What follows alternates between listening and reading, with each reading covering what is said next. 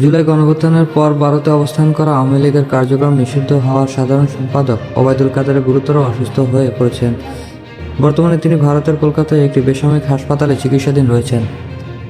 প্রাপ্ত তথ্য অনুযায়ী কলকাতার বাইপাস সংলগ্ন অ্যাপোলো হাসপাতালে তাকে ভর্তি করা হয়েছে এবং তার শারীরিক অবস্থা আশঙ্কাজনক হওয়ায় ভেন্টিলেশনে রাখা হয়েছে। বার্ধক্যজনিত বিভিন্ন জটিল রোগে ভুগছিলেন তিনি এবং বেশ কিছুদিন ধরে শস্যজায়ী ছিলেন বলে জানা গেছে। দেশীয় গণমাধ্যম চ্যানেল 24-এর এক প্রতিবেদনে বলা হয়েছে, চলতি মাসে 2 জানুয়ারি হঠাৎ করে তার শারীরিক অবস্থার অবনতি ঘটে। এরপর দ্রুত তাকে হাসপাতালে নেওয়া হয়।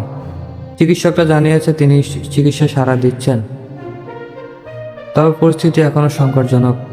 এর আগে গত বছরের জুন মাসে বিবিসি বাংলাকে দেওয়া এক সাক্ষাৎকারে ওবায়দুল কাদের দাবি করেন তিনি এখনও আওয়ামী লীগের সাধারণ সম্পাদকের দায়িত্বে রয়েছেন। এই সাক্ষাৎকারে তিনি জানান, সে সময় তিনি ভারতের কলকাতায় অবস্থান করেছিলেন।